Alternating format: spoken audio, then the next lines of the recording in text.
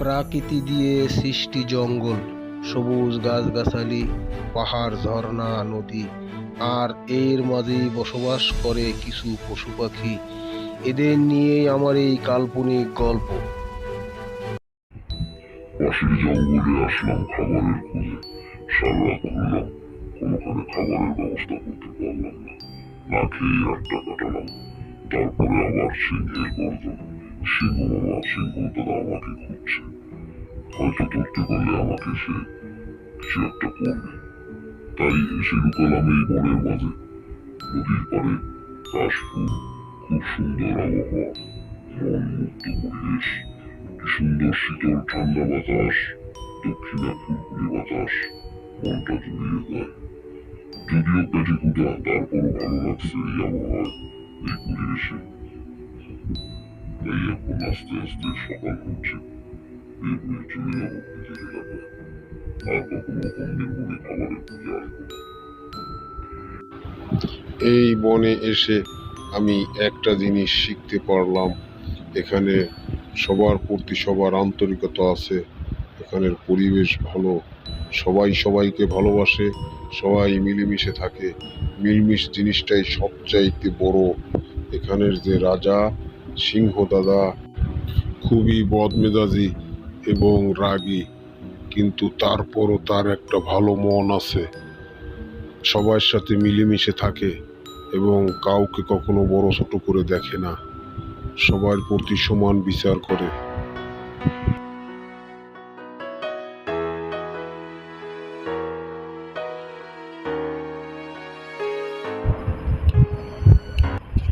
বেটা এখানে এসে নাক ডাকছে, আর আমি সারা বন ঘুরে হয়রান হয়ে গিয়েছি।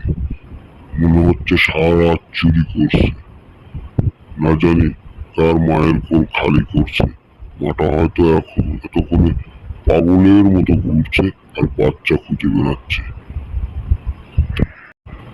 দাদা, ও দাদা, ঘুমোচ্ছেন নাকি? রাতে মনে হয় ভালো ঘুম হয়নি।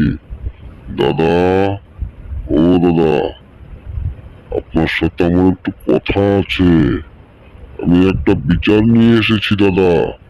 দাদা একটু উঠুন। আরে, দিল আমার সুন্দর ঘুমটা নষ্ট করে। সারা রাত ঘুমোতে পারিনি, কানের দ্বারে এসে ভ্যানর ভ্যানর ভ্যানর করছে। যাক, কি আর করার আছে, শুনি দেখি কি বলে। কে? গাভী ভাই? গাভী ভাই, তুমি আমাকে ডাকছো? আমি সারা রাত ঘুমোতে পারিনি। কেন দাদা, রাত্রি ভালো ঘুম হয়নি? পেটে কি বদহজম হয়েছে? তাহলে ভালো গাছের পাতা চিপিয়ে। না না না, পেটে পীড়াও হয়নি, আবার খারাপ স্বপ্নও দেখিনি।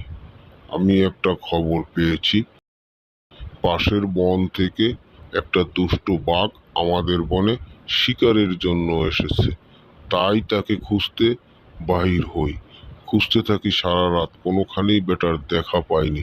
বেটা কোনখানে যেন ঘাপটি মেরেছিল। যদি খুঁজে পেতাম তাহলে ওকে একটা উচিত শিক্ষা দিয়ে দিতাম যে অন্য বনে এসে শিকার করার মজা কি। তাহলে বলো, কেন তুমি আমাকে খুঁজছো, আর কিবা তোমার নালিশ? দাদা, প্রতিদিন রাতে এক দুষ্ট সাপ এসে আমার দুধ চুরি করে খেয়ে দেয়। তাই আমি আপনার কাছে আসছি এর বিচার চাইতে। দয়া করে আপনি এর সুষ্ঠু বিচার করবেন। কি বললে গাভী ভাই? প্রতিদিন রাতে তোমার দুধ চুরি করে খেয়ে দেয় এক দুষ্টু সাপ? অবশ্যই সাপটার বিচার হবে, ওর বিচার করব আমি। বেজিকে বলে দিচ্ছি, ও তোমাকে পাহারা দেবে। সাপটাকে দেখা মাত্রই ধরে ঘাড় মোটকে আমার কাছে নিয়ে আসবে। তুমি নিশ্চিন্তে চলে যাও। আমি জানি দাদা, আপনি সুষ্ঠু বিচার করবেন। যে রাতের ঘুম হারাম করে বনের পশু পাখির জন্য চিন্তা করে, বনে বনে ঘুরে বেড়ায় তাদের নিরাপত্তার জন্য, অবশ্যই সে মহান।